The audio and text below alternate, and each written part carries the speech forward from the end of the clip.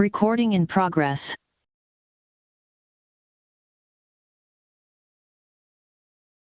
Recording stopped.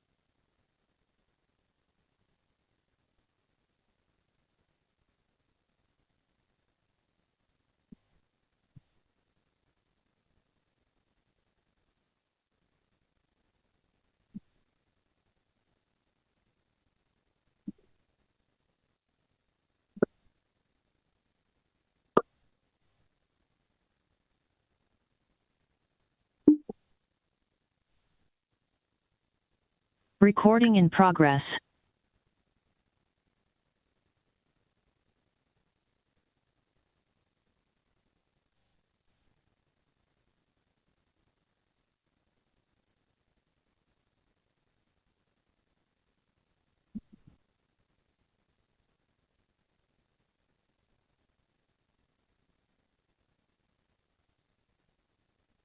Good morning, all honorable members in the mini-plenary. I welcome all members who have logged in to the virtual mini-plenary session. There will now be an opportunity for silent prayer or meditation.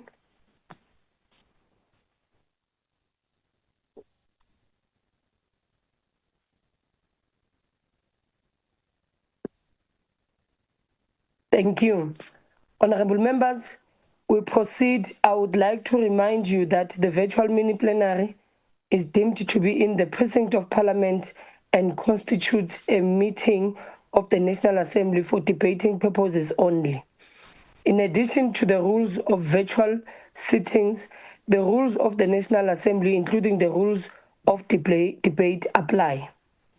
Members enjoy the same powers and privileges that apply in the sitting of the National Assembly. Members should equally note that anything said in the virtual platform is deemed to have been said to the House and may be ruled upon. All members who have logged in shall be considered to be present and are requested to mute their microphones and only unmute when recognized to speak. This is because the mics are very sensitive and will pick up noise which might disturb the attention of other members. When recognized to speak, please unmute your microphone, and where connectivity permits, connect your video. Members may make use of the icons on the bar at the bottom of their screens, which has an option that allows a member to put up his or her hand to raise points of order. The Secretariat will assist in alerting the chairperson to members requesting to speak. Lastly, when using the virtual system, members are urged to refrain or desist from unnecessary points of order or interjections. First order of the day. The first order of the day is the consideration of report of Portfolio Committee on Water and Sanitation on second and third quarterly expenditure reports for Vote 41, Water and Sanitation 2024-2025 financial year. I now recognize the honorable member to speak first. Thank you, Chairperson.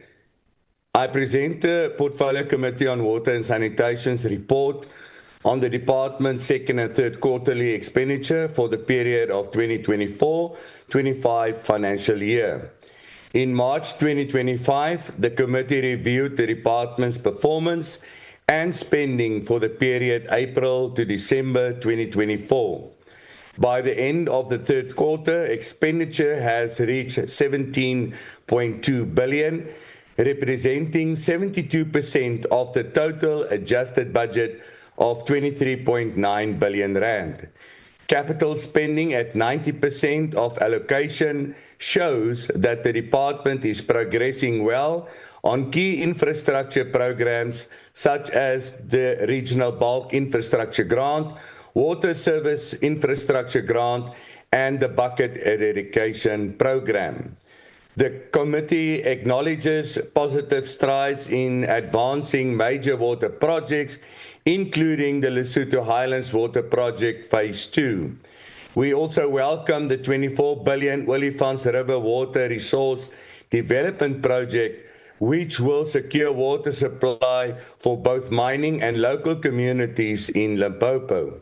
However, the committee remains concerned about delays in several projects and expect continuous oversight and corrective action. Chairperson, the committee expresses deep concern about the decline in water quality and municipal service performance. The department's own blue, green, and no-drop reports highlights a sharp deterioration in compliance from 5% in 2014 to 46% in 2023. The committee therefore welcomes the department's effort to restore assessment and strengthening water service amendment bill and enhance municipal capacity through training, technical assistance, and targeted grants. The committee also notes progress in addressing historical unauthorized and irregular expenditure, some of which dates back to earlier financial years. Investigations, disciplinary action, and cooperation with the SIU and law enforcement agencies are underway, and we urge that these processes be finalized swiftly to restore fiscal credibility. Chairperson, the committee further welcomes efforts to tackle non-revenue water currently averaging at 47% nationwide, and to promote blended finance models such as the Olifant Ebenezer and Val Gamagara schemes that draw in private sector participation. In conclusion, the committee appreciates the department's cooperation and commitment to improve delivery. We call on all stakeholders to act decisively and transparently to ensure that every South African enjoys the constitutional right to the safe, reliable, and sustainable water and sanitation. Chairperson, I hereby table the report for the consideration of the House. I thank you. Thank you very much, Honourable Member. I will now recognize Honourable More.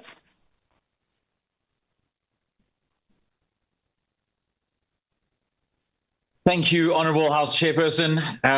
We are considering the Portfolio Committee's report on the second and third quarter for the Department of Water and Sanitation in 2024-25. So this covers the period April to September 2024. Colleagues, this report is more than a year old. I must express my dismay at this delay. It is unacceptable that Parliament is only now debating a quarterly report from over a year ago, given the urgent water crisis we face. If we are to address South Africa's water emergency, our oversight must be timely and responsive, not lagging by a year. South Africa faces a projected 17% water shortfall by 2030. Nearly half of our treated water is lost through leaks and wastage, and over 50% of municipal water supply systems fail basic quality standards.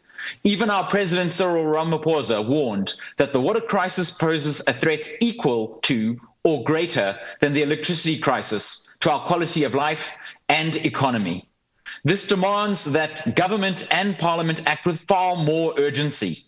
We cannot afford business as usual while millions of South Africans lack reliable water. The stakes for public health, for the economy, for basic human dignity are simply too high. One glaring issue is the chronic delay in delivering critical water infrastructure. Take the Umkomazi Water Project in KwaZulu-Natal, which the committee visited last month.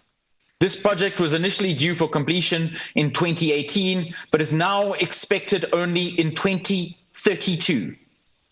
Yes, some progress has been made. The associated bulk water scheme is over 60% complete, but communities there have endured dry taps for 15 years and now face even more years of waiting.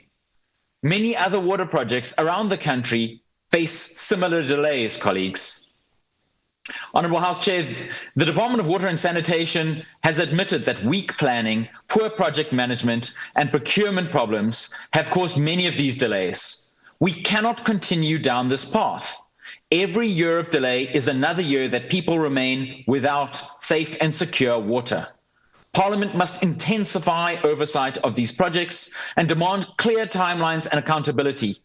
South Africa's water infrastructure backlog will not fix itself. It requires decisive action and diligent follow-through. We must also improve oversight and transparency in the water sector. For nearly 8 years, the department did not publish its blue, green, and no drop performance reports, and in that time, municipal water services declined dramatically. We need timely, regular monitoring so that the problems are caught before they become disasters. At the same time, we have seen alarming governance failures at water boards and utilities. 3 of the 7 regional water boards are under SIU probes for alleged corruption and maladministration. We have learned of some executives receiving exorbitant fees and perks, even as their institutions fail to deliver, and outrage when citizens are queuing for water tankers and watching sewage in the streets. Parliament must exercise stronger oversight over these entities. Those entrusted with managing our water must be held to the highest standards of integrity. And if they abuse funds or neglect their mandate, there must be real consequences to restore accountability. Behind every statistic, colleagues, there are real people.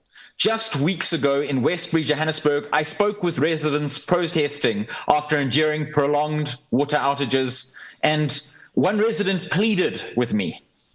They asked me, what is Parliament going to do for us now, not in a year's time?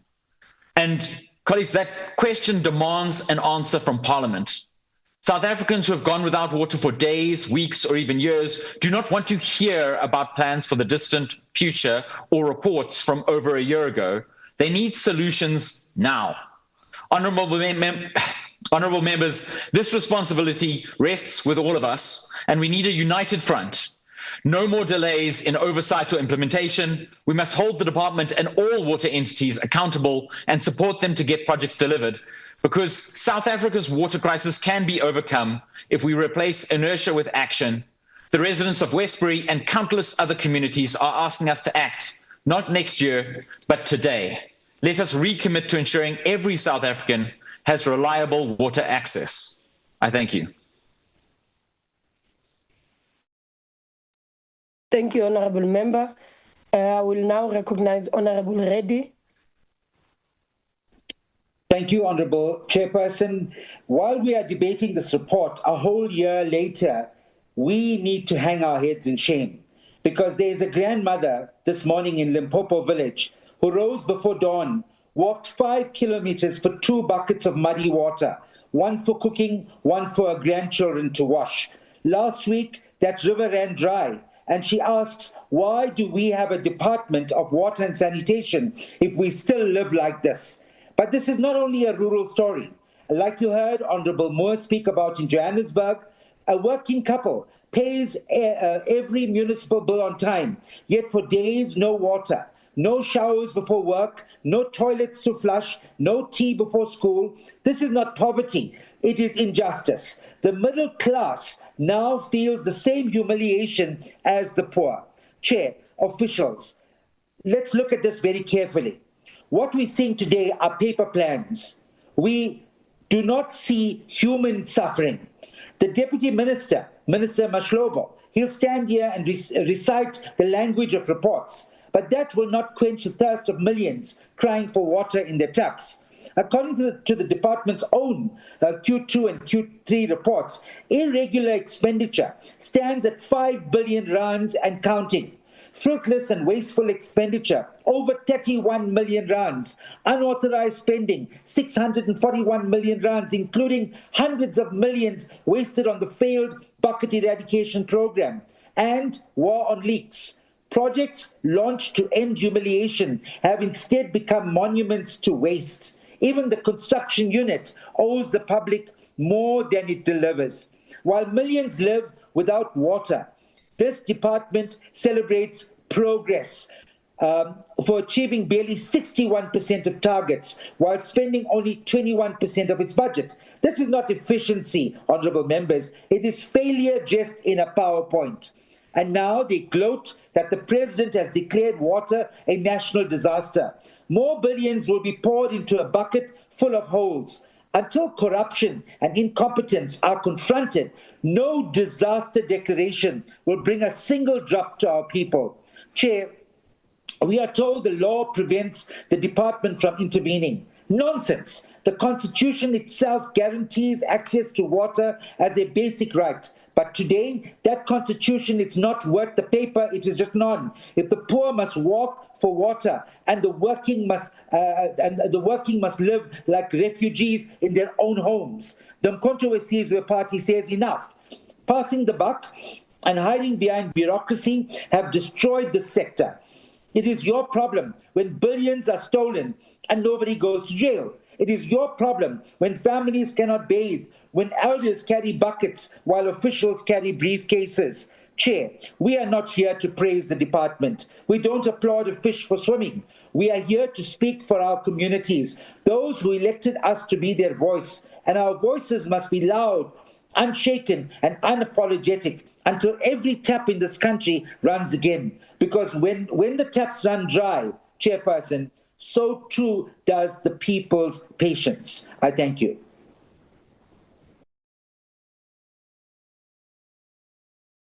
Thank you, Honorable Member.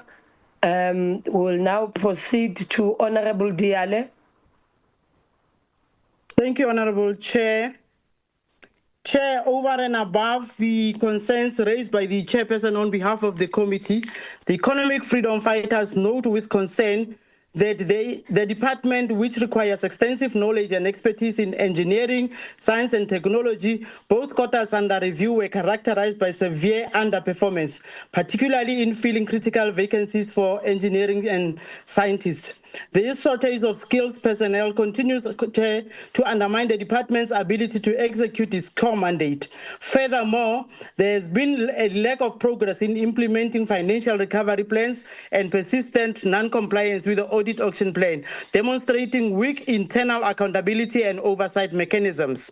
There appears to be, Chair, absolutely no clear solution or credible strategy to address or reduce the historical debt owed by municipalities to the department. This debt continues to balloon, compromising financial sustainability of the department and untimely and ultimately affecting water infrastructure maintenance and service delivery. The department has indicated its intention to outsource technical audit services under the pretext of augmenting internal capacity. This approach is misguided. It does exactly what is opposite of what is required. Instead of outsourcing, it would be far more prudent to insource the necessary skills and rebuild in-house technical capacity. Experience has consistently shown that permanent state employees seldom acquire or retain any skills whatsoever when the work is continuously outsourced to external consultants. The department must ensure that all funded posts are filled as a matter of extreme urgency and that unfunded posts are removed from the system to allow for an accurate account of real vacancies and organizational capacity gaps. Strict adherence to the monitoring and implementation of audit action plans must be enforced with clear accountability for those who fail to implement remedial measures. Debt recovery and revenue enhancement strategies must move beyond paper commitments and be translated to tangible, measurable action. The process of reviewing irregular contracts must be expedited with clear timelines and public disclosure of progress. The department is further urged to accelerate investigations into allegations of corruption, maladministration, and unethical conduct within various water boards, including but not limited to Umgeni Utukela. Stringent and decisive action must follow whatever wrongdoing is established. The economic freedom fighters will leave no stone unturned in ensuring that the Department of Water and Sanitation acts decisively, strengthens internal capacity, and upholds the principle of accountability. I thank you, Chair.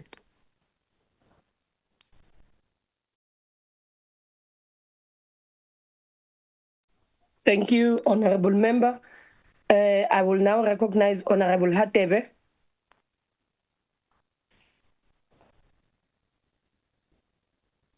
Honorable Hatebe. Honorable Chairperson. Okay, thank you, yes. Honorable Chairperson, the Inkatha Freedom Party welcomes the committee's report on the Department of Water and Sanitation. However, the findings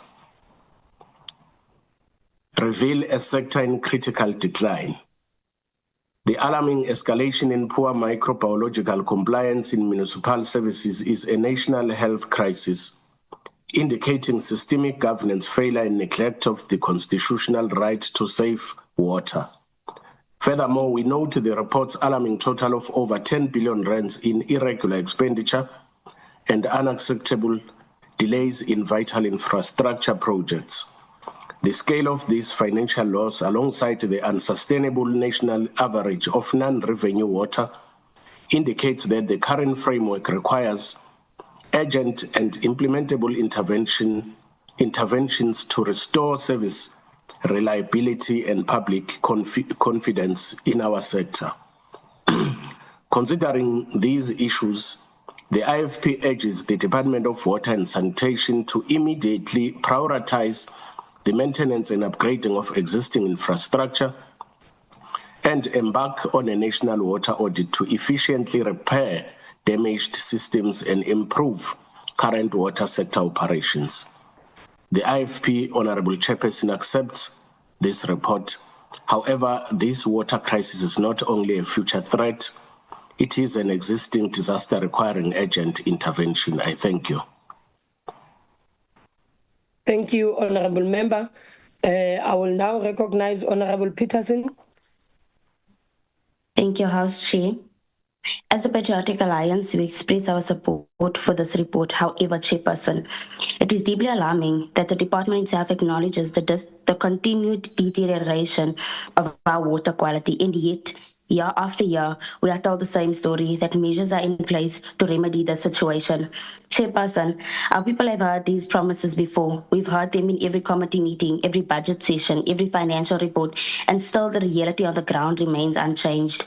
Communities continue to suffer and water depths remain dry. The city of Johannesburg has been battling a water crisis for years, and it's only one example to be made. Chairperson, how many more reports must we adopt before there is real visible change? How many times must our people be told that measures are in place when those measures clearly fail to deliver results? The truth is simple. The situation is not being remedied.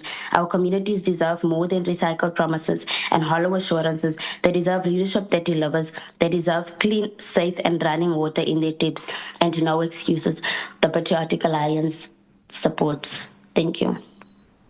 Thank you very much, Honorable Member. I will now recognize Honorable Tena. Thank you, Chair. Chairperson, the Department of Water and Sanitation claims progress, reporting 17.2 billion rand in expenditure by the third quarter of 2024-25, representing 72% of the adjusted budget.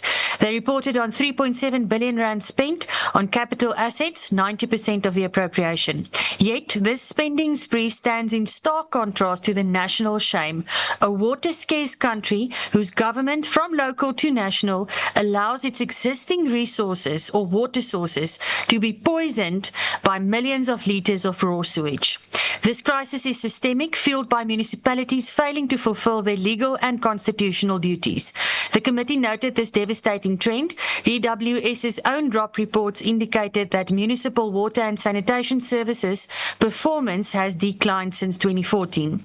The microbiological compliance disaster illustrates the magnitude of this failure, with poor compliance soaring from 5% in 2014 to a terrifying 46% in 2023. This results directly from infrastructure being in poor condition due to lack of maintenance and non-adherence to standard operating processes for wastewater treatment. The DWS acknowledges the 900 billion rand required to stabilize water infrastructure over the next decade, but immediate radical solutions are paramount. The government must prioritize practical interventions such as ring fencing of water revenue and providing technical assistance and grants to failing municipalities. However, administrative reforms are insufficient when systemic pollution is a human rights threat, requiring the meeting of minimum water quality standards to prevent disease. Accounting officers must be held personally liable. Polluters must face the consequences of their failures. Allowing this continuous environmental and health degradation is a gross human rights offence, and accounting officers should indeed be incarcerated if their complicity or negligence perpetuates this national catastrophe. Urgent interventions and real consequences are what are needed now. I thank you, Chair. Thank you very much, Honourable Member. I will now recognize Honourable Kobe. Thank you very much, House Chair. House Chair, Action SA notes the committee's report and wishes to place on record our deep concern about the state of water and sanitation services across the country. What is presented here is not merely administrative underperformance, it is a systemic collapse that is directly endangering public health and economic stability. The microbiological non-compliance in municipal water has surged from 5% in 2014 to 46% in 2023. This shocking deterioration is a clear warning that South Africa is drifting towards a full-scale water crisis. The report highlights delayed projects in the Limpopo province, where high expenditure is paired with extremely low completion rates, a contradiction that demands urgent explanation. The financial stability of Vaal Central and Magalies water boards compounds these risks, placing millions at the mercy of failing institutions. As Action SA, we acknowledge the reinstatement of the green drop assessment, and we thank the ministry for this step, but the catastrophic consequences of the 8-year pause must never be repeated. Continuous monitoring is non-negotiable. We remain concerned about delays to the Water Services Amendment Bill and the opaque criteria that is used to select projects under the budget facility for infrastructure. The department itself admits that 900 billion is required over the next decade to stabilize water infrastructure. Action SA insists that this money must be accompanied by transparency, strict oversight, and real accountability.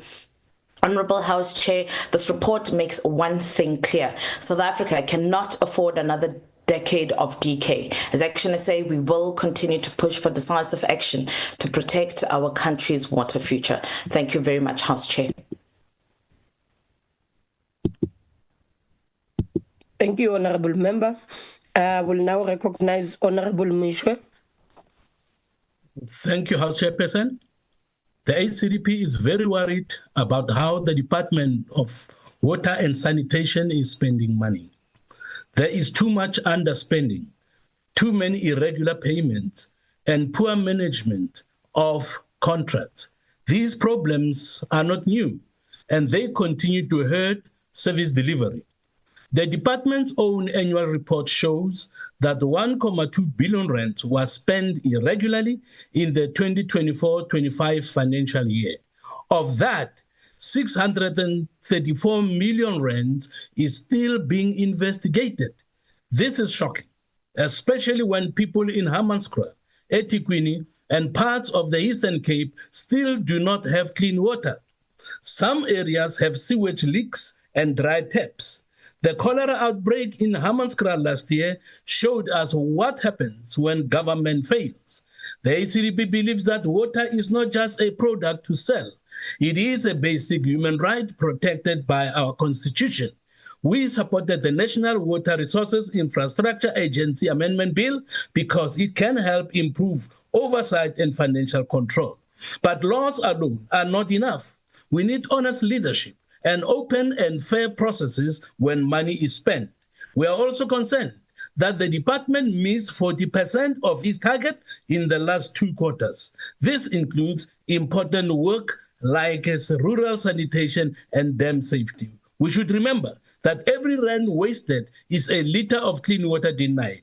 If left unaddressed, South Africa's water crisis risks becoming a full-blown humanitarian disaster with very bad political and social consequences. The HCDP calls for urgent action. There must be consequences for poor performance and financial management. We also want a full investigation into the high-risk projects and again urge the minister to ensure that board appointments reflect technical expertise and ethical leadership. I thank you, Chair. Thank you very much, Ntate Mishwe. I will now recognize Honourable Nontenja. Honourable House Chair, water and sanitation crisis in South Africa is severe, leading to the frequent protests taking place across the country. The department has been failing to address challenges such as aging infrastructure, water treatment plants, supply pipes, and drainage system have been neglected and are aging without adequate maintenance. Also, the construction of new dams has been far outpaced by population growth and rising demand, pointing to poor planning by the department. Irregular expenditure is always reported every financial year without any consequence management. Even the cases that are reported to be under investigation by SEPS and SIU will not lead to any suspensions or termination of contracts. Such financial mismanagement reduces the public's trust and confidence in the department. For example, the upper and lower Umkomazi water projects were meant to secure supply for both inland and coastal communities. The upper Umkomazi scheme was projected to be completed in 2018. It has been dodged by funding shortfalls, procurement disputes, and legal wrangles. Its completion date has now been pushed to 2032. This means that communities such as Tafelkop, west of Durban, have lived with dry taps for over 15 years and will continue to do so for another generation while the department continues to register millions of UIFWs, which could have been used to address some of these challenges. I thank you. Thank you, Honorable Member. Rise.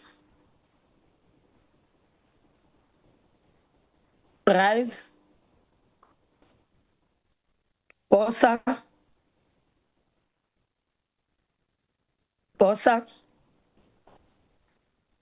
ATM.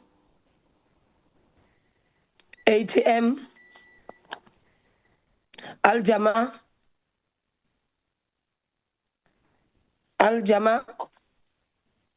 NCC,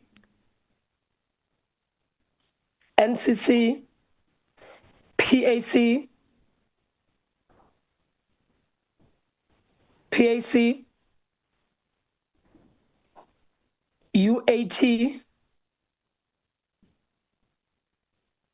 UAT. Let me now recognize the ANC. Honorable House Chair, honorable members, the African National Congress stands here to reaffirm our leadership and commitment to the effective functioning of the Department of Water and Sanitation. Under ANC stewardship, this department remains central to our vision of a developmental state that delivers basic services, drives inclusive growth, and uplifts communities to seriously tackle income and wealth inequality. We acknowledge that while significant progress has been made in expanding access to water and sanitation, certain systemic and strategic weaknesses continue to undermine performance. The ANC therefore rises not in criticism from afar, but in leadership from within, determined to strengthen systems, improve coordination, and ensure that every South African benefits from reliable, equitable, and sustainable water and sanitation services. Honorable House Chair and members, the department continues to face serious infrastructure and sustainability challenges. Beyond project delays, the backlog in routine maintenance of dams, bulk water systems, and pipelines continues to grow. This backlog threatens service continuity and increases the risk of costly emergency repairs. It is therefore essential to adopt a proactive maintenance approach, one that prioritizes high-risk infrastructure and invests in predictive asset management to secure long-term service delivery. Gaps in data management and reporting have also emerged. Incomplete or delayed reporting hampers oversight and informed decision-making. Strengthening monitoring and evaluation systems is thus crucial, including real-time data collection and publication, to ensure that performance information is accurate, transparent, and actionable. Climate resilience and water security remain pressing national concerns. Several regions are increasingly vulnerable to droughts, floods, and water scarcity. The ANC stresses the need for climate-smart infrastructure, integrated catchment management, and community-based adaptation measures to safeguard water supply and protect livelihoods. Furthermore, deficits in community engagement continue to impact project effectiveness. Sustainable water and sanitation initiatives depend on active community participation throughout the planning, implementation, monitoring, and evaluation cycle. Prioritizing a people-centered approach will enhance sustainability, accountability, and local ownership of projects. Intergovernmental coordination remains another area of requiring urgent improvement. Overlaps in responsibilities among national, provincial, and municipal authorities have led to inefficiencies and delays. Streamlined coordination, clear role delineation, and joint accountability frameworks are central to an effective and efficient allocation of resources to achieve shared objectives among these spheres of government. The report further indicates that innovative financing and partnerships remain underutilized. Public-private partnerships, international collaboration, and cooperative models can accelerate infrastructure delivery and maintenance and ultimately ensure that the neoliberal agenda to diminish the role of the state in service delivery and infrastructure build is neutralized. Therefore, exploring alternative financing mechanisms will expand capacity without compromising equity, access, or ownership of the state of this vital infrastructure. Honorable House Chair, unequal service coverage persists, particularly in informal settlements and peri-urban areas. While some regions have shown progress, too many communities still lack reliable access to safe water and sanitation. The ANC reiterates the importance of targeted interventions to redress historical inequities and advance the developmental mandate of the democratic state to ensure that we leave no one behind. We must also embrace innovation and technology more decisively. We urge water service authorities and water service providers to use smart meters, digital monitoring, and real-time water quality services. Strategic use of technology will strengthen operational performance and empower communities with timely information. Honorable House Chair, water and sanitation are not simply services. They are enablers of transformation and enhanced quality of life. The ANC's vision is one whereby every drop of water delivered must advance the quality of life and well-being of our citizens to ensure social cohesion and unity of our nation. The department, as an integral part of government and the state, must unambiguously and actively drive this noble vision of protecting and managing water resources to, quote, enable equitable and sustainable access to water and sanitation services in support of socioeconomic growth, development, and sustained ecosystem functioning for the well-being of the current and future generations, close quote, as per the prescripts of the National Water Resource Strategy, 3rd edition. In part, this remains the essence of our national democratic revolution, to weave and foster social justice, shared prosperity, and human solidarity. The ANC therefore calls on the department to act in strengthening infrastructure maintenance, improving data and reporting systems, enhancing climate resilience, deepening community participation, ensuring intergovernmental coordination, mobilizing innovative financing, prioritizing underserved communities through the Regional Bulk Infrastructure Grant and Water Services Infrastructure Grant, and embracing technology and innovation in service delivery. The ANC remains firmly committed to supporting initiatives that advance these priorities while holding the department accountable for tangible and measurable results. Sustainable, inclusive, and resilient water and sanitation services are not optional. They are integral to the dignity, the health, and well-being of every South African. The department must continue to pursue its mandate with effectiveness, efficiency, and economy. We therefore call on the department to accelerate project completion, strengthen technical capacity, improve procurement practices, and ensure that water quality monitoring meets national standards. Our oversight will continue to support these efforts with the firm expectation of improved delivery, impact, and measurable outcomes for our people. House Chair, allow me to appreciate a swift response from the Department of Water and Sanitation in issuing a notice of intention to issue a directive under Section 531 of the National Water Act of 1998 against imbazo trading for an unauthorized Honorable water use in terms of Section 2. Honorable Ditebe, your time has expired, sir. Thank you very much, House Chair. Thank you very much, Honorable Member.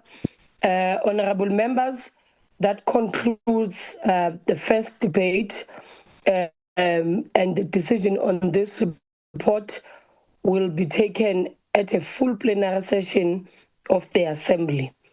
We now move to proceed to the second order, which is the consideration of report of Portfolio Committee on Sport, Arts and Culture on oversight visit to Northwest Province from the 25th to the 28th February 2025.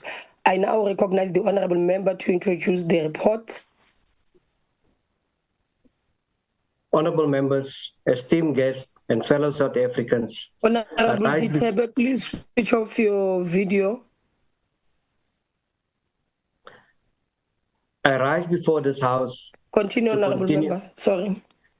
I rise before this House to continue our discussion on the Oversight report on infrastructure projects in the Northwest Province.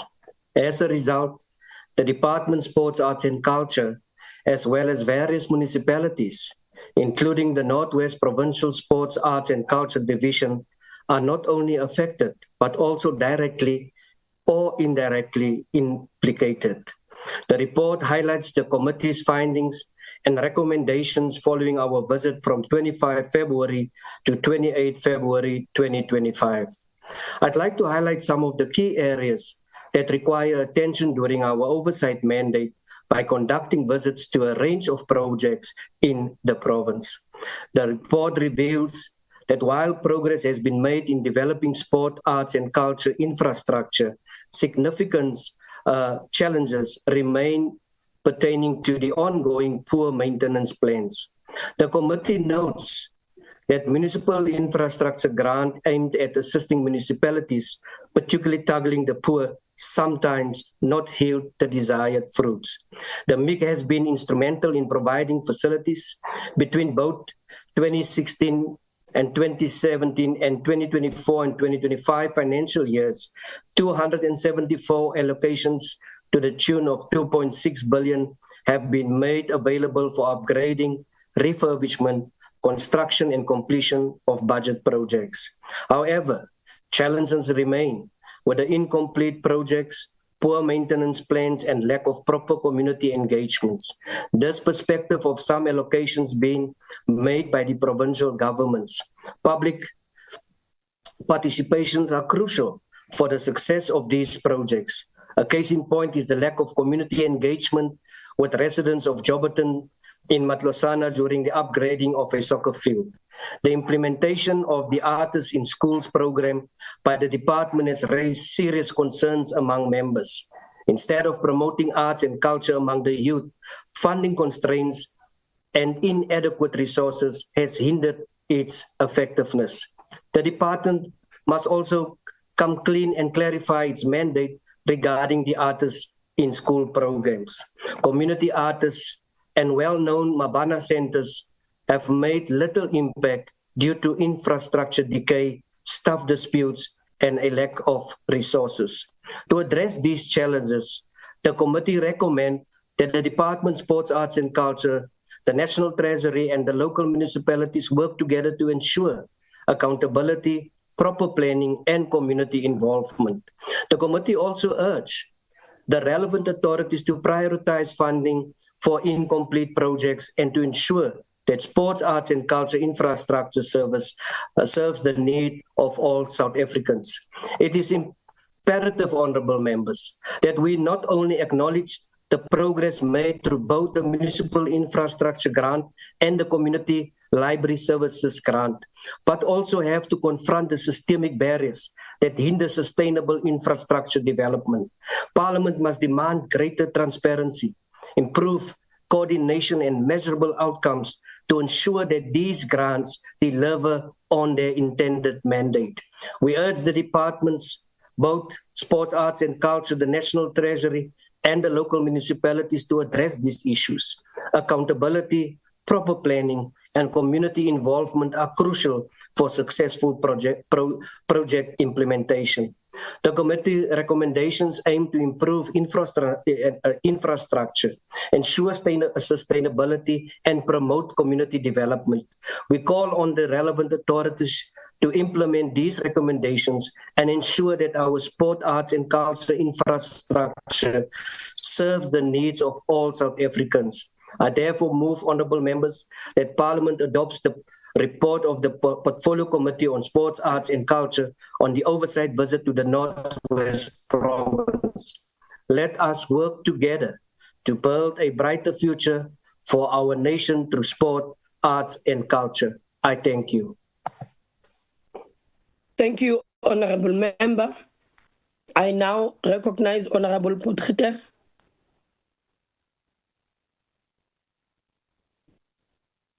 Honourable Potgieter. Chairperson. Chairperson, yes, I'd like to raise a point of order, Chairperson, with yourself. Your background that you're currently using is not permitted. You should have Parliament behind you, Chairperson. So I'm just raising. My apologies, Honourable Member. Yes, I did acknowledge that, and they are assisting me because I'm using a different gadget. So they are assisting me in Parliament to put that background. Unfortunately, on this gadget, I don't have the Parliament photos because it's a board gadget since my gadget was ruined last week, so I don't have a proper gadget. That is why then there is this, but Parliament has been trying to assist me with that regard in terms of putting the proper background. My apologies for not reporting that in time. I will now recognize Honourable Potgieter.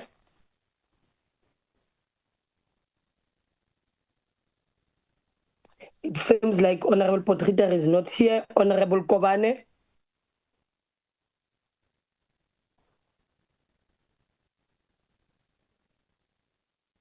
Honourable Kobane. Yeah, I'm looking in. Na kensa mtsamashitulu wana mutla wa Parliament ya Afrika Zonga. Mina ni yimile ntavalavulela vaakatiko va Afrika Zonga hinkwavo aka Department ya Sport, Arts and Culture. Hi fambile ya Northwest lo sungula loko hi vhakela Northwest hi ti 25. Hi hakuma ku ri ku na multi-purpose leyi va ri hi le Madidi recreation. Hi kumi tidonki, tihomu, mara ku fambe timiliyoni. Shana vanhu va hina, how long they're going to wait to be lies, va va hembela 30 years hinkwayo va endla gambling of tenders, promising people. Hi fambile ku fanele matosana nakona a ku na lexi endliwaka ti-project a ti helangi timiliyoni ti fambini. Vaakatiko va Afrika-Dzonga va le ku hluphekeni. Ti-artist na vana va hina a va ha tivi va tlangela kwihi, lava bolo a va ha tivi va tlangela kwihi, mara mali yi fambini. Ku na laha ku nga famba kontraka yi khansela ku famba yi tshiketa muako nga helangi. Even municipality manager amatosana i resigning a famba because mali va dyi, timiliyoni is gone, but the stadium a yi helangi. Hi nge bambeteli hi ku ri ANC or hi ku GNU yi le ku tirheni kahle. 30 years hinkwayo is unfinished project. This is a crime and disease for the tenders of gambling of the man of citizen of South Africa. the stadium, the community hall. Every year at the year, 30 years, why you got here? He never MK. I fumele na yona reporter yuboni ni kweli. Mara, lesunga kona laya. Aba iba lungiza. Iba umesa budget ay laka wana na ku continue aba kurita famba lembele. People are so tired of promising of papers everything. People must get service delivered everywhere in South Africa. Here, you missing go for Madam Speaker. Logo yaga the oversight. I remember na laba ngathama laba fumaku banga ANC GNU I remember. Xo sungula avana tingana ku vona ku ri mali yo diwa a ku na lexi endlekaka. It's a gambling lot of contract from the municipality. Even denied to support us to come to us. Mara ivona government le support ku by next year, February must be done. Because this government is for 31 years. Mikumi Northwest, Irika, Mifgami vandalizer. The Northwest was okay. You vandalized Northwest, you vandalized all the provinces because of tenders, of gambling tenders. We need service delivery. We need everything to be complete within 6 months. Then we can say we accept the report. But MK denied that. We don't want a gambling in the tenders. We don't want people play off the community's money. Malilia yaba akatiku.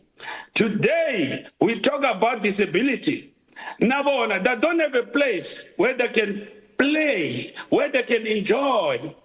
Because the tenders is a gambling of government, mafias, everything. People crying every day.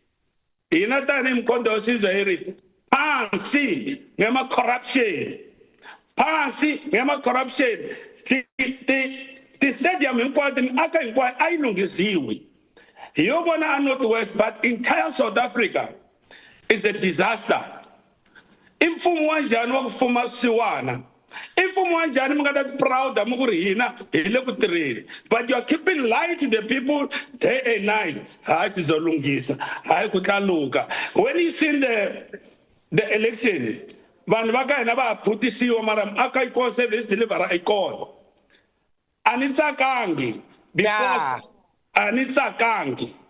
Aba ibalungisa bona laba GNU na ANC. No, ilava more budget. Honorable, thank you. Your time has expired. Honorable members, no, please. We can't do that. Before I proceed with the next speaker, ready? Chairperson, my hand's up. Sorry, Chairperson. It was a legacy hand. Can I go back to Honorable Peter? Sorry, Chairperson. Honorable Reddy, is that you? Yes, Chairperson. Do you recognize me? Honorable Reddy. Thank you. Chairperson, the Honorable Member, Potgieter, I think it was, she raised an issue about your background. I just want to find out what is the rule that says that all members on the virtual platform must have a picture of Parliament in the background. Your network is bad. My apologies, Chair. I just want to find out from the Honourable Member, I think it's Potgieter, who said that your background is not of Parliament. I want to know which rule says that our backgrounds must have a picture of Parliament. Network. No, your network is bad. I couldn't hear you. We heard everything, Chair. You were saying? Honourable Chairperson, all I'm asking for is the previous speaker, Honourable Can you hear me? Yes, I can hear you now. Thank you so much. The previous speaker, Honourable Yes, I can hear you, Honourable Reddy. Yes, I think it's a previous speaker. It's Honourable Potgieter, who spoke about your background, your background. I want to know which rule is she referring to? Does it mean that all members now need to have a picture of Parliament in the background in the virtual platforms? Because I'd like her to quote the specific rule that says that. Thank you so much, Chairperson. Thank you very much, Honorable Reddy. It is a precedent that we have a background of the Parliament background due to the fact that at times we were seeing very unusual things that maybe people would show in their background, of which it was maybe to dwell on that. I had explained that I am using a different gadget. I was borrowed this gadget. My other gadget broke, so I don't have a proper gadget, and somehow I don't have Parliament photos here. So the IT has been assisting me, but seemingly I'm sure they are not managing to assist me in time, but hopefully that in the next 5 minutes I will be assisted so that I have a proper background.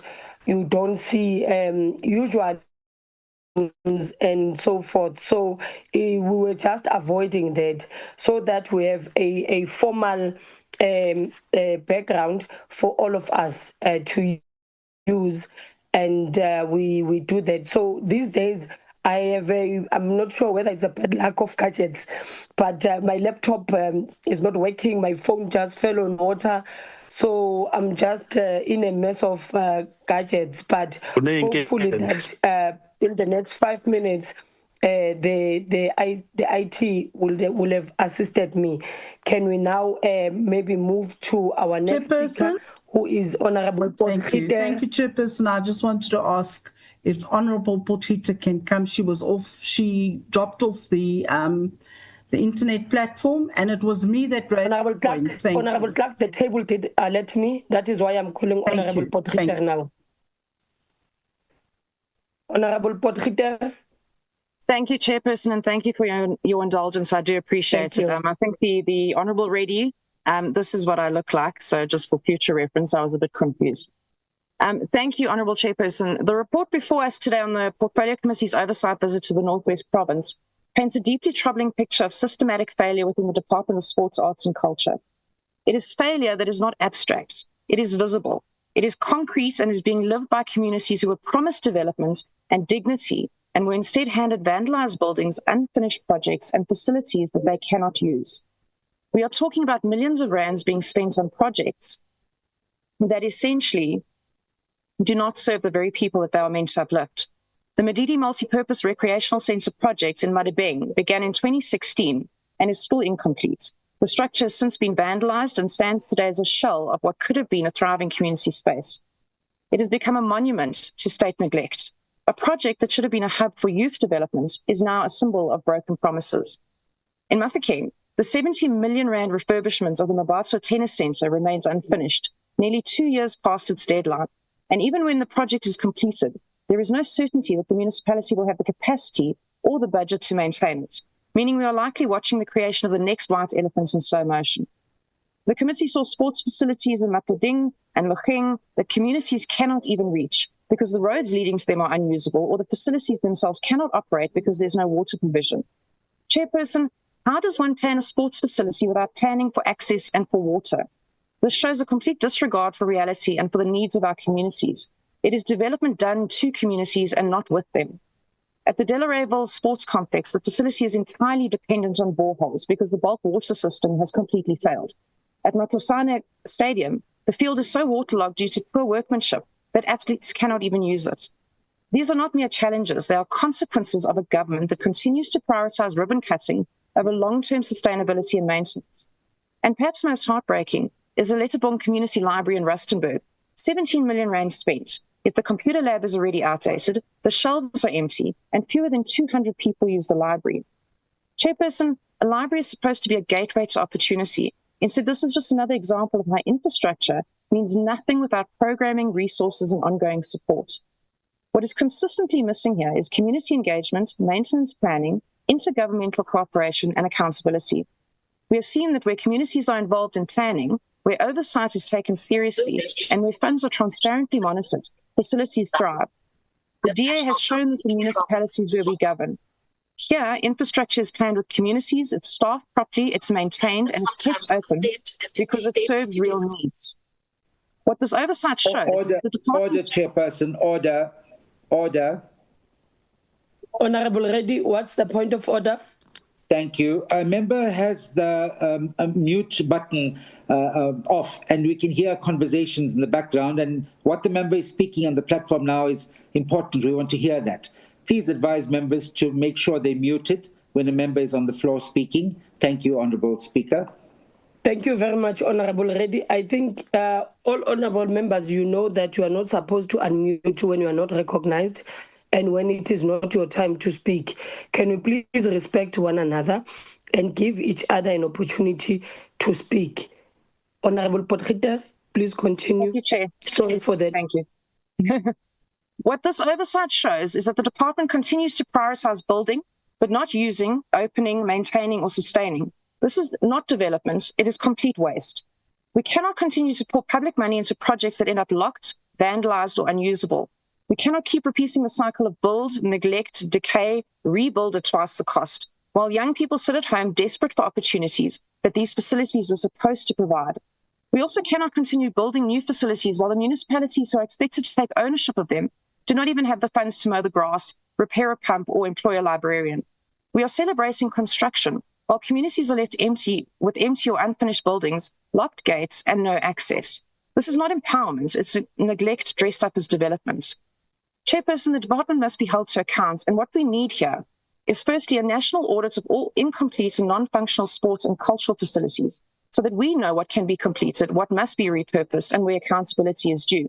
Second, the ring fencing of maintenance budgets must be built into every project from the start. If a municipality cannot afford to run and maintain a facility, it then shouldn't be built. National Treasury must require joint planning across spheres of government. Where national or provincial departments fund a facility, municipalities must be involved from day one, and operational and maintenance budgets must be agreed upon before construction even starts. And finally, communities must be properly consulted before projects are designed, so that facilities reflect the real needs and are actually used. Ultimately, Chairperson, our people deserve better than what we're giving them. I thank you. Thank you very much, Honourable Member. I will now recognize Honourable Mthethwa. Thank you, Chair. The EFF welcomes the report by the Portfolio Committee for its firm stance on addressing the prevalent failures, especially in instances of intergovernmental partnerships that lack adequate consequence management. And therefore, to reject such a report would be grandstanding and illogical, especially having immensely influenced its outcomes. For instance, the Madidi Multipurpose Center, once envisioned as a community hub, stands abandoned, burdening taxpayers with a staggering 21.6 million, far exceeding its original 10 million budget. What was meant to be completed by 2017 has instead turned into a neglected space, now primarily utilized by cows. The committee strongly recommends that the Department of Corporate Governance and Traditional Affairs conduct an urgent investigation into Madidi Multipurpose Recreational Center. The Mabato Tennis Stadium features 16 courts, 15 of which are meant to meet international standards for an exceptional playing experience. The project was originally scheduled for completion by the end of January 2024, but it has not yet been finished. The Matlosana Sports Stadium has remained unfinished since 2015 and is currently abandoned. This facility was not initially planned under the Municipal Infrastructure Grant, MIG, budget. However, the municipality decided to construct it without applying for MIG funding. Furthermore, the municipality proceeded with the construction without consulting the Department of Sports, Arts and Culture to explore potential funding options. These projects, among others, highlight significant challenges in the development of government infrastructure, particularly concerning intergovernmental partnerships. No infrastructure was completed through intergovernmental collaboration, and instead budgets significantly exceeded the original amounts allocated for completion. There was a lack of consequence management, as evidenced by the fact that additional budgets requests were submitted as though the financial losses were insignificant. As the EFF will call for a revised funding model, one that establishes regular monitoring and evaluation, while separating budget management from those directly involved in project execution. Furthermore, Chairperson, we are also concerned about the biased focus towards sporting facilities development or infrastructure development. We call for also equal distribution and spreading of arts and culture facilities. The EFF welcomes the report under those circumstances. Thank you, Chair.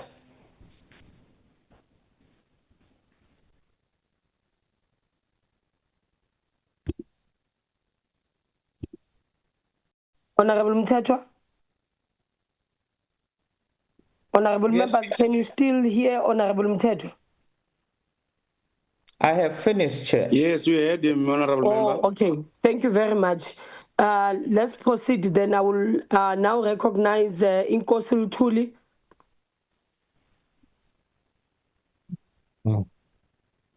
Inkosi Luthuli.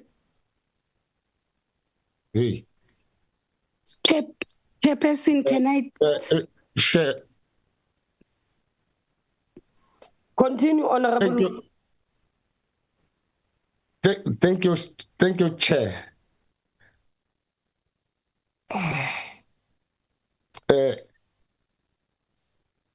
Honorable Chairperson, our youth unemployment remains amongst the highest in the world, and in many communities, young people are turning into drugs and crime. Out of the frustration and the hopelessness, the IFP notes with their concern the dire state of the sport field, community halls, and cultural centers, which meant to be uplift the youth, but instead are falling apart or standing empty. Honorable Chairperson, this is not just about the infrastructure. It is about the future of our young people. Social facility giving them a purpose, discipline, and a sense of belonging. When we neglect these spaces, we leave the youth with a fewer positive options and more vulnerable to the social ills. The department must take urgent steps to rehabilitate and reopen non-functional facility, ensuring that local programs are active and well supported. In light of these matters raised, the IFP support the report. I thank you, sir. Thank you, Chairperson. Thank you very much, Inkosi Luthuli. Is there anyone from the Patriotic Alliance? Yes, Chair. Thank you, Honorable Peterson. Continue. Thank you, Honorable Chairperson. The Patriotic Alliance supports the report from the Committee's Oversight Report on Sports, Arts and Culture in the Northwest. This report presents a clear and necessary reflection of the state of cultural infrastructure and programming in the province. It confirms what many communities have long experienced, and that's the access to sports, arts, and cultural spaces remains uneven, and that accountability in delivery must be strengthened. We support the report in its entirety. It identifies critical areas that require attention and reinforces the importance of consistent oversight, especially where public funds and community trust are concerned. Honorable Chair, the Northwest Province is rich in heritage, from Setswana oral traditions to the vibrant music scenes of my king. Our people are not asking for handouts. They're asking for excess of recognition and for respect. Let us house acknowledge the work being done and the leadership driving it, and the communities who continue to shape our cultural identity. We support the report, we support consequence, and we support the restoration of dignity through delivery. We support. Thank you. Thank you very much, Honorable Peterson. Is there a speaker from FF Plus?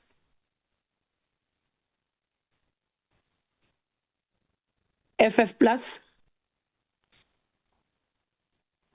We'll move to Honorable Letlape.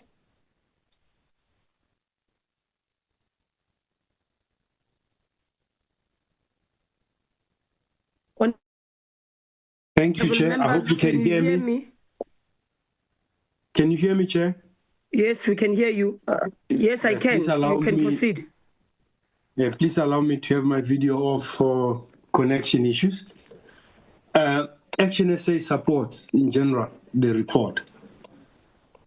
This is one of the more important portfolios in terms of nation building. But we have a challenge of too much government, no accountability and no coordination. Seemingly the common denominator when it comes to infrastructure delivery is public works, where we appoint people that have no capability, credibility, and accountability to be able to do the job that they are given. Tenders are awarded to companies without capacity to deliver, and we wonder why there is no delivery. People are not held accountable. We don't hold government units and officials accountable for awarding tenders to people that will not deliver. When there's poor work, there's no cost recovery. We do not seem to be able to contract properly to hold people accountable. We always talk about consequence management where there is none. We need to understand that this is not just about big infrastructure. It's also about infrastructure in schools, infrastructure in society for small clubs, cultural clubs, so that we can engage our youth on more productive activities. There are more taverns than schools, churches, and sporting facilities combined in most of our areas. And we wonder why we have the problems that we have. We need to ensure that there are funded mandates. There's a small, nimble government that can create accountability. We've got too many levels and nobody accounts, and we spend lots of money for poor delivery. There's existing infrastructure in the Northwest that was built in the previous government. We need to maintain it and utilize it. We support that this ministry should be properly funded, and it must take full responsibility, including capability to procure and maintain. Thank you, Chair. Thank you very much, Honorable Letlape. Do we have a speaker for ACDP? Chair, the ACDP supports the report. Thank you so much. Thank you very much, Honorable Member, Honorable Swart. FF Plus, I'm going back to FF Plus. Okay, no speaker. UDM. Honorable Chair, please, I just want to confirm that there's not a speaker from the Freedom Front Plus on this topic. Thank you. Okay, thank you very much, Honorable Boshoff. UDM. UDM supports the report, Honorable House Chair. Thank you. Thank you. Rise. Rise. Bosa. Bosa. ATM. ATM. Al-Jama. Al-Jama, NCC, PAC,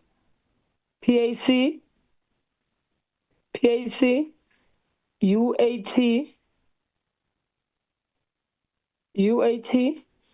the ANC.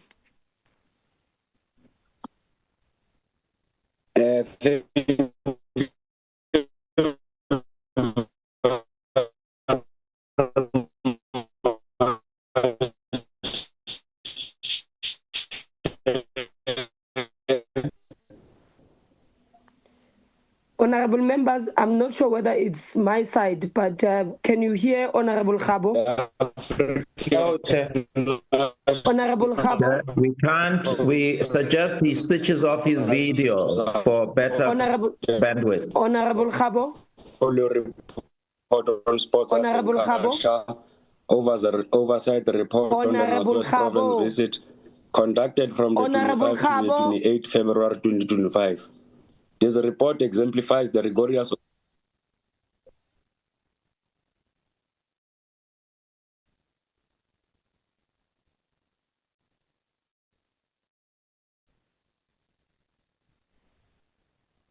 Honorable Khabo? Honorable Khabo? Honorable members from the African National Congress, there seems to be a problem with Honorable Khabo. Is there a speaker that can take the debate?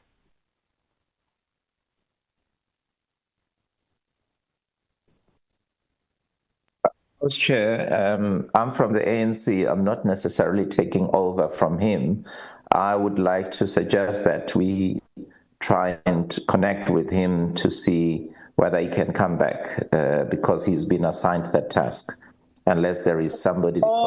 Give EFF. If there is another speaker, no, please. No, instead of speaking here, Honorable Ditebe, you should be assisting Honorable Khabo to come back because we don't know how much time he will take for us to wait for him. That is why I said if there's anyone to assist in the ANC caucus, they can do so. So now at least you can check if Honorable Khabo is back or... Okay, Chair, I heard you. Thank you.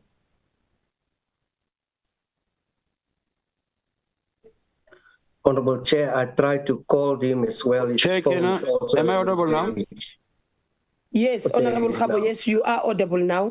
We can hear you. Can you start from the beginning? We couldn't hear anything that you had said from the first go.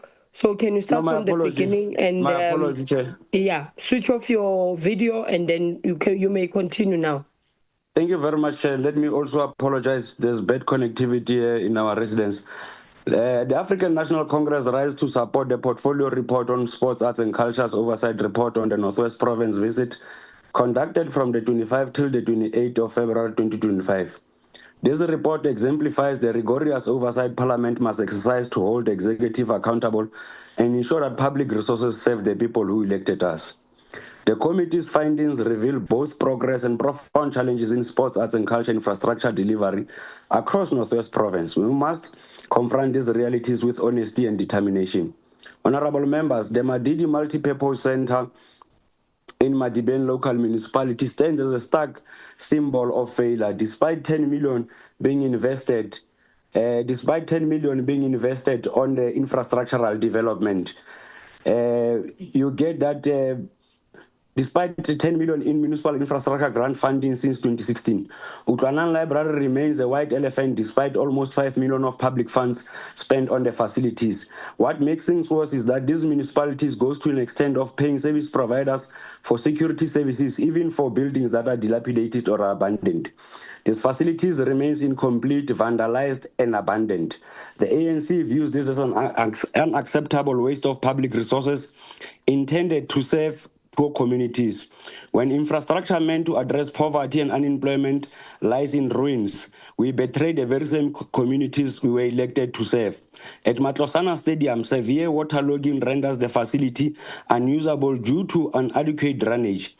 The Mabato Tennis Center, despite the 70 million invested, we can confirm that progress that has been registered there is indeed satisfying. However remains a concern is the unavailability of the infrastructure maintenance plan of which the municipality has committed to develop.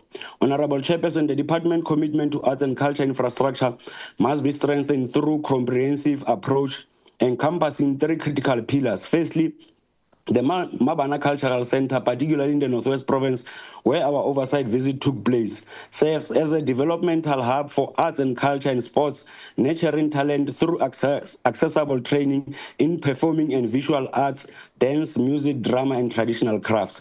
Secondly, the Arts in School program is a transformative pilot project currently implemented in selected places, in selected schools program, a transformative pilot project which is currently implemented in selected schools, clearly indicate that there is a need that we need to align our curriculum of CAPS with our program of arts in schools. It is for that reason, as the ANC, we reaffirm our unwavering commitment to fulfill the implementation of this program and urgently call for additional funding to expand the pilot beyond the limited school currently reached, ensuring that every child, regardless of the geographical location or socio-economic status, has access to quality arts education. Thirdly, community arts centers across all 9 provinces function as a nerve center for community participation and development, with the research showing that they remain unevenly distributed, 59% urban versus 41%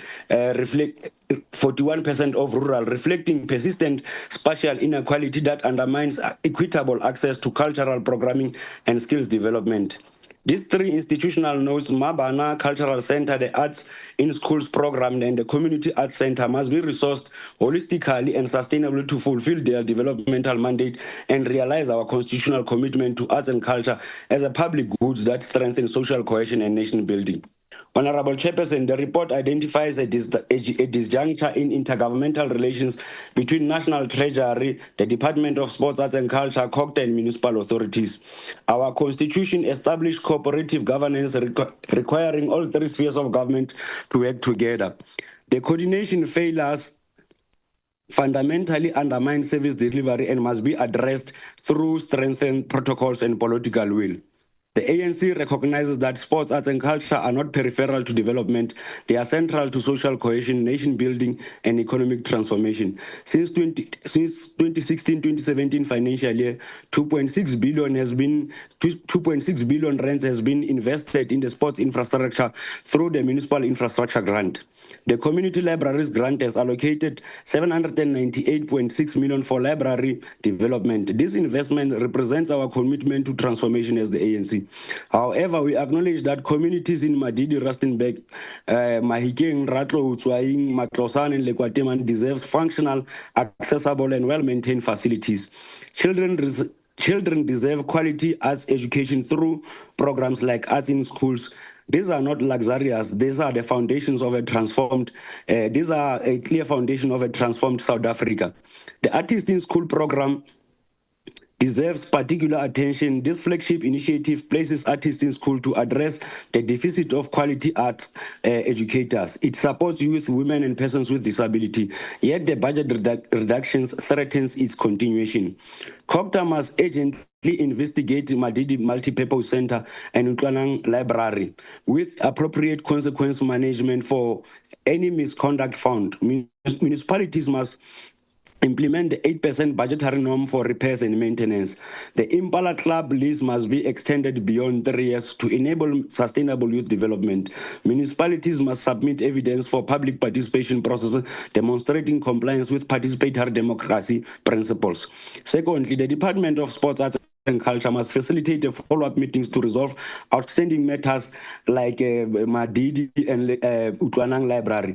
Provincial and municipal government must ensure facilities connect to essential services like water and electricity. Supply chain management reforms must balance cost consideration with quality.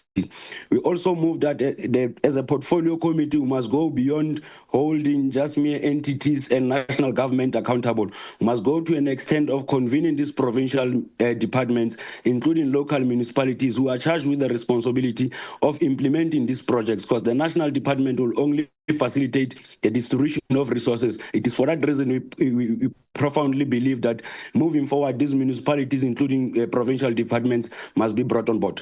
This oversight visit demonstrates Parliament's vital role in strengthening our democracy through fact-based scrutiny. The ANC calls on the department to implement recommendations with agency, provincial governments to prioritize accountability, and municipalities to demonstrate proper stewardship of public resources. We commit to a South Africa where sports, arts, and culture serves as a vehicle for transformation, inclusion, and national development, where infrastructure is maintained, procurement is transparent, and every child has access to quality arts education.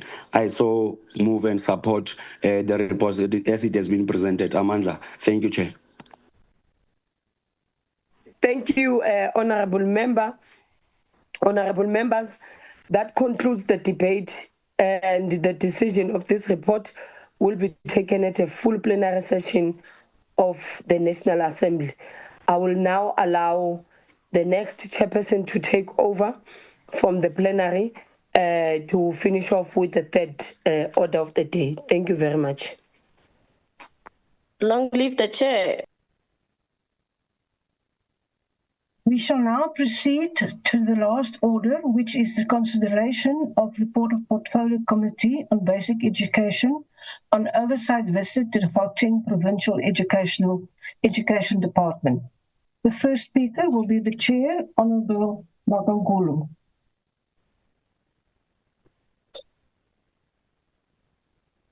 Thank you, Chairperson. Honourable Chairperson, honourable members, it is my privilege to present the report on the Portfolio Committee on Basic Education on its oversight visit to the Gauteng Provincial Education Department, conducted from the 25th to the 28th March 2025. The oversight forms part of Parliament's constitutional mandate to exercise oversight over the implementation of government policies, budgets, and programs in its instance within the basic education sector. This report arises from the committee's first term program for the 2025, focusing on the state of schooling across selected education districts in Gauteng, namely Johannesburg Central, East and South, Ekurhuleni North, Tshwane South, and Gauteng West. The visit was aimed at assessing progress in the implementation of national and provincial education priorities as outlined in the medium-term strategic framework 2019 to 2024 and the National Development Plan Vision 2030. The committee's central objective was to evaluate whether the Department of Basic Education and the Gauteng Department of Education are effectively fulfilling their constitutional obligation to provide equitable, quality education for all learners. The oversight visit examined a range of thematic focus areas central to the delivery of quality basic education. These included learner sub-admissions and placement, teacher-learner ratios, curriculum implementation, particularly in mathematics, science and technologies, science, technology, engineering and mathematics, and support early child development. The provision of inclusive education and progress in infrastructure delivery under the Accelerated School Infrastructure Delivery Initiative and sanitation appropriate for education programs. Additionally, the committee focused on school safety, gender-based violence prevention, learner transport, and the National School Nutrition Program, among other key issues affecting learners' holistic development. The committee engaged extensively with key stakeholders, including officials from both the national and provincial education departments, district managers, school governing bodies, teachers' unions, principals' associations, and representatives from the Gauteng Provincial Legislature. These engagements provided invaluable first-hand insights into the progress made, challenges faced, and interventions required to strengthen the education system in Gauteng. The oversight further underscored the need for improved collaboration across the three spheres of government to address persistent challenges such as infrastructure backlogs, overcrowded classrooms, inadequate learning and teaching support materials, and the provision of resources for learners with special education needs. Honorable members, while Gauteng remains one of the top performing provinces academically, it continues to grapple with systemic challenges related to urban migration, school capacity, and infrastructure maintenance. The committee commends the Gauteng Department of Education for its innovative approaches, particularly in expanding schools of specialization and integration digital learning, but urges sustained efforts to ensure equitable access and quality outcomes for all learners, irrespective of geographic or socio-economic background. This report presents the committee's key observations, findings, and recommendations arising from the oversight activities. It calls upon the Department of Basic Education and its provincial counterpart to strengthen accountability mechanisms, accelerate infrastructure delivery, and ensure that every child in South Africa learns in a safe, supportive, and well-resourced environment. It is against this backdrop that I, on behalf of the Portfolio Committee on Basic Education, table this report to the National Assembly for consideration and adoption. I therefore thank you. I submit. Thank you, Chair. Thank you. Next speaker is from the DA, Honorable Dr. Christians. Thank you very much, Chairperson. Honourable Chairperson, the Democratic Alliance notes the report of the Portfolio Committee on Basic Education following its oversight visit to the Gauteng Department of Education. While Gauteng continues to perform amongst the strongest provinces academically, the visit revealed persistent challenges that require coordinated, well-monitored responses. At Philadelphia LSEN School, for example, the committee observed the immense challenges faced by learners with special education needs, including unresolved electricity billing, unpaid staff, and inadequate security. The DA welcomes the department's ongoing efforts to stabilize governance and address infrastructure constraints, but calls for targeted interventions to safeguard vulnerable learners and ensure that essential posts such as health and support staff are prioritized. At Pula Madibogo Primary School, the report highlights overcrowding, water shortages, and deteriorating ablution facilities, all of which compromise the safety and dignity of our learners. Honourable Chairperson, how can we expect learners to thrive in under-resourced schools where buildings are dilapidated, bathrooms are in a terrible state of disrepair, and classrooms are falling apart? The state of many of the schools visited are not conducive to learning, let alone academic excellence. It is only through education that we can cultivate a generation that will drive South Africa into a more prosperous future. By neglecting school infrastructure through maladministration, we neglect not only our learners, but the future of this beautiful country we call home. The visits to Curtis and Kondo School of Specialization and Graceland Educational Center emphasized the urgent need for sustainable infrastructure investment. Many schools are still unsafe. They are overcrowded and outdated facilities compromise teaching and learning. The DA commends the department's plan to transition schools to cleaner energy and to expand access to technical and vocational learning streams, but urges the prioritization of infrastructure in fast-growing communities. The combined visits to David Makubo, Kaalfontein and Ponolopele Oracle schools painted a stark picture of ongoing infrastructure crisis in Gauteng.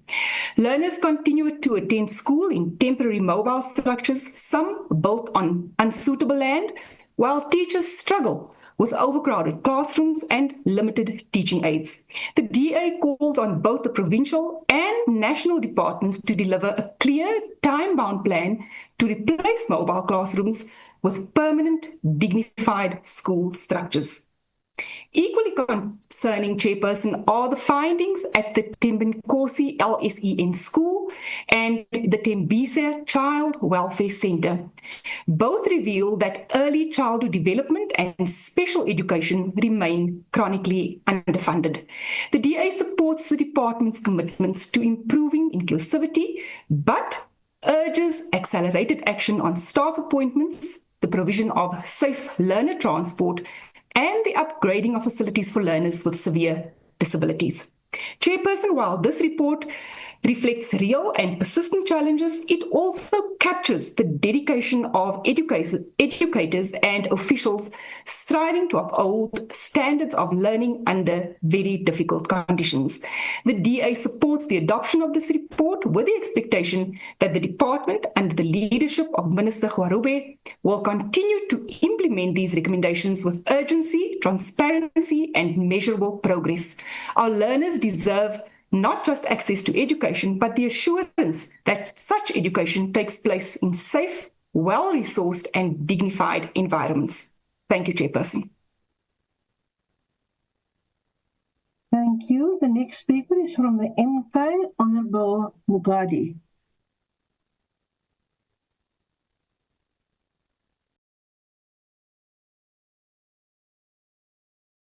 Honorable Mugadi, are you online?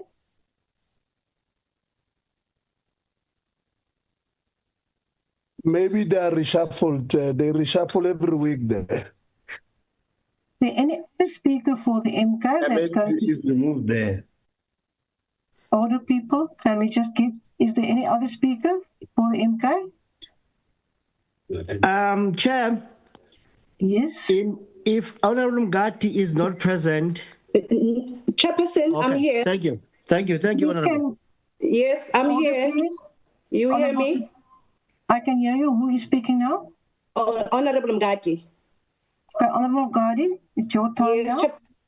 Thank you, Chairperson. Chairperson and members, the Mkhonto Party rejects these reports. It does not not that real story of what's happening in our in Gauteng. It's about police and but it does not pay of our learners and teachers on the ground. The reports mention overcrowding, poor infrastructure, and staff shortages, but it's never explained how this problem will be fixed or when it may, or when. Its main township school, one teacher must teach almost 40 learners, sometimes more.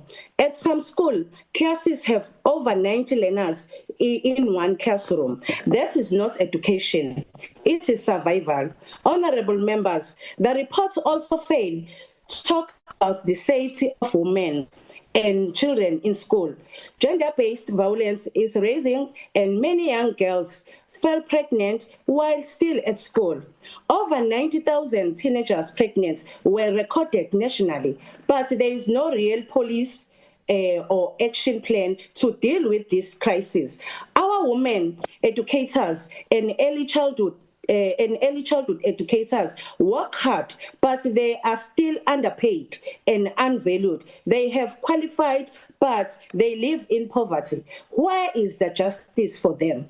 When it's come to the infrastructure, the report admits that many schools are falling apart, but it still recommends more mobile classes. That is not a solution. That is avoiding the responsibility of building proper school as meaningful investment to the education. Learners, Chairperson, learners sit in small hot boxes during the summer and freeze in the winter. At Mapulopongo primaries, over 1,500 learners share broken toilets. Yet that report has no timeline, no agency, and no plan to fix school infrastructure. Honorable Chairperson, the report does not connect education with poverty and unemployment. In Gauteng, youth unemployment is almost 48%. At school like David Mokubo Secondary School, 9 of 10 learners come from families that depend on school on social grant. How can we expect children to learn while they are hungry? And when their parents have no jobs, we need strong link between education, social development, and labor, so that poverty does not block the children's future. The report also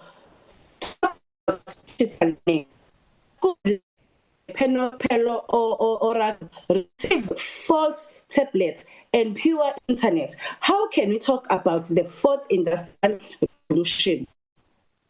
Children don't even have electricity or work or moving. Chairperson, under this called GNU, things not get better.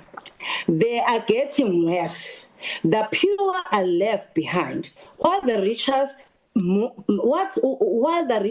move ahead. The gap between children in township and the children in suburbs keeps going. As Umkhonto report, we say education must be a privilege for the rich. It must be a right for every children. That is why MK Party rejects this report. Our children deserve more than excuses. That deserve action, dignity, and future. As the MK Party, we understand that we are the last hope of our masses, and we'll continue to fight for them. I thank you, Chair. Thank you very much. The next speaker is from the EFF, Honorable Shikwambana. Thank you very much, House Chair, and greetings to honorable members. The Economic Freedom Fighters support and adopt this report on the oversight visits to the Gauteng Department of Education. We do so because the report thoughtfully... Honorable Shikwambana, can you please mute yourself if you are on the platform and not a speaker? Thank you. Can continue, Honorable Shikwambana. I will start afresh, Chair, because I was disturbed by that comrade of the MK. The Economic Freedom Fighters support and adopt this report on the oversight visit to the Gauteng Department of Education. We do so because the report truthfully exposes the continuing inequalities and systemic failures that plague our education system, especially in township schools and poorer communities across our country. While Gauteng remains one of the better performing provinces, the oversight findings reveals a painful contradictions. Learners sitting in overcrowded mobile classrooms, schools without proper sanitation, teachers teaching without adequate resources, and special schools neglected with unpaid nurses and unsafe hostel conditions. This is unacceptable 30 years into the democracy. The EFF notes the report's detailed recommendation on infrastructure refurbishment, learner transport, nutrition, the backlog in school furniture, and the need to address electricity and water challenges. We urge the department to act with agency and not treat this as a routine administrative matter. When a school goes without electricity, when learners share desks or study in mobile classrooms, their constitutional right to education is being violated. We also emphasize the need for consequence management. Too often, where we hear repeated promises and commitment from officials without timelines or accountability. The EFF calls on the department to report back to the parliament within clear deadlines on all corrective actions identified in this report, particularly the provision of proper infrastructure for schools such as Philadelphia Learners with Special Education Need, Pulamadibogo Primary School, and Kalfontein Secondary School. Chairperson, education must be a weapon of liberation, not a privilege determined by a learner's postal code. We therefore call for the urgent acceleration of infrastructure delivery, the prioritization of special schools, the employment of qualified support staff, and a comprehensive review of the mother tongue policy to promote African languages as languages of learning and teaching. In conclusion, Chair, the EFF adopt this report, notes the challenges raised, and insists that the department attends to them without delay. We will continue to use this platform to ensure that every child, whether in Soweto, Tembisa, or Soshanguve, learns in a dignified, safe, and empowering environment. Thank you, Chair. Thank you. The next speaker is from the IFP, Honorable Nkobo. Thank you very much, Honorable Chairperson. The IFP welcomes this report. The IFP notes the crucial visit across these schools by the committee, but as the IFP, we are deeply concerned about the persistent delays in the filling of critical posts, mismanagement of municipal billing, language policy inconsistencies, and poor service delivery affecting learners. These challenges undermine access to quality education and reflect weak coordination between provincial departments and municipalities. The IFP calls for a strengthened monitoring and accountability framework between the Department of Basic Education and provincial counterparts to ensure time-bound implementation of committee recommendations. Furthermore, prioritizing investment in water, electricity, and ICT infrastructure to create safe, functional learning environments is a non-negotiable. Lastly, swift action is needed to root out nepotism and maladministration in governance. Education is foundation of opportunity and community upliftment. Therefore, believes that the professional, accountable, and people-centered public service is key to restoring trust and delivering the quality education our children deserve. We therefore accept this report, Chairperson. Thank you. Thank you. The next speaker is from the PA, Honorable Peterson. Thank you, Chairperson. Honorable members, the Patriotic Alliance commends the committee for its commitment to monitoring education in Gauteng. However, the findings of the oversight are deeply alarming. Overcrowded classrooms, crumbling infrastructure, and delayed school projects paint a dire picture of neglect. Education is the cornerstone of transformation, yet our children are being denied the dignity of proper learning conditions. We cannot speak of equality while learners study in overcrowded, under-resourced schools. The Patriotic Alliance therefore calls for urgent, visible action, accelerated infrastructure development, ensure equitable resources, and enforce accountability to end mismanagement and delays. Our children deserve better. They deserve quality education and a future built on opportunity, not excuses. We support. Thank you. Thank you very much. The next speaker is from the Freedom Front Plus, Honorable Dr. Boshoff. Thank you, Honorable House Chair. This report on a visit to several schools in Gauteng tells a story of neglect and looking for problems at the wrong places. Recurring issues are overcrowded classrooms, schools built on unsuitable land, vandalism by learners and or surrounding communities, and language policies based not on educational considerations, but the perceived superiority of English. In the backdrop is a Gauteng population which in 10 years increased with 9.9 million people, at least 3 million of school-going age. With 1,500 children per school, this would have required at least 2,000 new schools, or 200 per year. What exactly happened during those 10 years is not given. But according to the report, at present 35 projects are in process, of which 12 are new schools and 10 rebuilding existing schools and 13 in planning phase.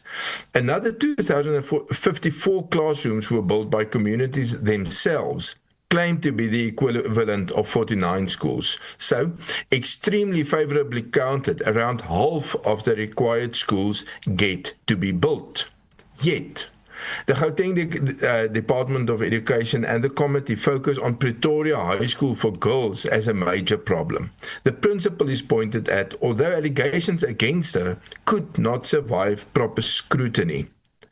A new dispensation in education is essential, where communities have the right to schools grounded in their culture and their values. Paulo Freire claimed that education is always contested terrain. Indeed, and the contest implies two sides.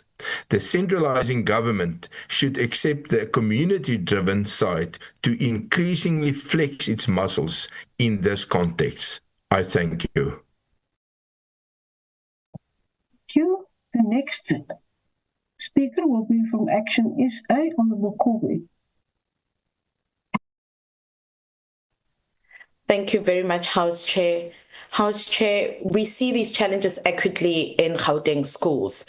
Classrooms are overcrowded, infrastructure is failing, teachers are burnt out, there's a shortage of brick and mortar classrooms, and schools continue to struggle with the implementation of mother tongue learning in a system that is already stretched to a breaking point.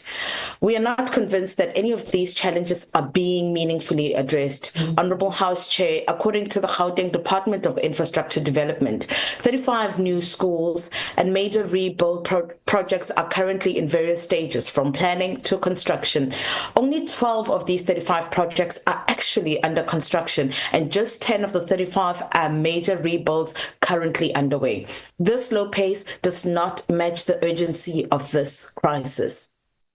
On the delivery of mobile classrooms, 679 of the 867 planned units have been delivered for the 2025 academic year. While this is progress, House Chair, mobile units remain a stopgap measure, not a sustainable solution to the chronic overcrowding. As Action SA, we believe that to address these systemic failures, we must start by ensuring a coherent and integrated education sector. The current separation of basic and higher education is ill-suited to South Africa's needs and has created costly silos. These divisions undermine coordination, weaken accountability, and waste resources that should be reaching the classroom. We therefore propose the merging of basic and higher education into a single streamlined department. This will reduce duplication, save money, and allow funds to be redirected to frontline services like classrooms, teachers, textbooks, and the infrastructure that our learners so desperately need. If we are serious about fixing education, we must dismantle the bureaucratic barriers and invest directly in the future of our learners. Thank you very much, House Chair. Thank you. I would like to know if there is any speakers for the ACDP, the UDM, Bryce Mzansi, Bossa.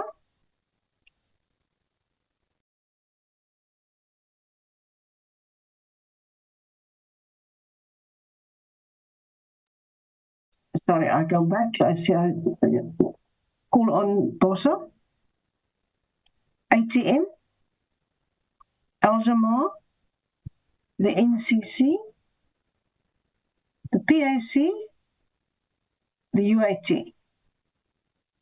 Our last speaker is from the ANC, Honourable Guvana. Honourable Chair, honourable members, I rise on behalf of the ANC to present the declaration of the Portfolio Committee on Basic Education's Oversight Report on the Gauteng Provincial Education Department, conducted from the 25th to the 28th of March 2025. The purpose of this visit was to assess the state of schooling across districts, including Johannesburg Central, East and South, Ekurhuleni North, Tshwane South, and Gauteng West. This oversight forms part of Parliament's constitutional duty to ensure accountability, effective governance, and advancement of quality education for all learners. The committee's visit focused on several critical areas aligned with National Development Plan 2030 and the medium-term strategic framework, such as learner admissions and placement, early childhood development implementation, teacher development, school infrastructure, and learner support initiatives like National School Nutrition Program and Scholar Transport. We also assessed progress on curriculum innovations, including coding and robotics, and support for science, technology, engineering, and mathematics, STEM subjects. Honorable members, the committee observed significant efforts by Gauteng Department of Education to maintain education excellence despite facing financial and infrastructural constraints. Gauteng continues to lead in the academic performance nationally. However, the visit revealed persistent inequalities that demand urgent attention and collective action from all stakeholders. At Philadelphia LSN School, which caters for learners with special needs, the committee commends the commitment of educators and management under difficult conditions. Yet we were deeply concerned about the excessive electricity billing, security challenges, and outstanding salary payments for essential staff. The ANC calls upon the GDE to fast-track the reclassification of school tariffs, address the billing backlog, and ensure all staff are remunerated properly. Schools serving learners with disability must never be left behind. At Bulama Dibogo Primary School, we noted commendably community involvement and functional teaching system, but also severe infrastructure challenges, including water shortages, vandalism, and damaged facilities. The ANC urges the department to expedite the installation of proper water systems, renovate ablution facilities, and prioritize safety measures. Additionally, the issue of language policy, particularly mother tongue instruction in early grades, must be reviewed to strengthen comprehension and learner performance. Pretoria High School for Girls, which is a Quintile 5 institution, remains an institution of academic excellence. But the committee identified concerning issues related to transformation, inclusivity, and governance. The ANC reaffirms its stance that schools must embody the values of a democratic South Africa. Racial incidents, and if not properly addressed, erode social cohesion. The department must ensure fair employment practices, transparent governance, and equitable access to high-quality education for all learners. At Curtis Nkondlo School of Specialization, the committee witnessed the success of the government's investment in technical and vocational education. These schools represent the future where academic and practical skills converge to prepare learners for the world of work. However, sustainability challenges remain, particularly in laboratory resources, electricity supply, and post-school placement. The ANC calls for strengthened partnerships between government, industry, and higher education institutions to support these learners beyond matriculation. In Ekurhuleni District, Graceland Education Center demonstrated remarkable resilience despite overcrowding, furniture shortages, and infrastructural decay. It is a reminder that mega schools, while accommodating many learners, must receive adequate maintenance budgets to preserve safety and learning quality. The ANC welcomes the department's plans to refurbish the school and urges timely implementation. Similarly to the committee's visit to David Makubo, Calfontaine, and Ponelepelo Oracle schools exposed a severe infrastructure crisis. Learners are taught in overcrowded mobile classrooms. Some schools built on wetlands and learning is compromised by electricity and water disruptions. The ANC asserts that the situation is unacceptable in a democratic society. We therefore call on the Department of Basic Education, in partnership with the provincial and local authorities, to prioritize infrastructure replacement with brick and mortar schools to ensure safety, conducive environments for learners. Honorable members, special schools such as Tembinkosi, LSEN in Tembisa deserve recognition for their vital role in educating learners with severe intellectual and physical disabilities. The committee urges the department to accelerate the building of new facilities and employ adequate professional support staff, including nurses, therapists, and drivers, to ensure learner safety and dignity.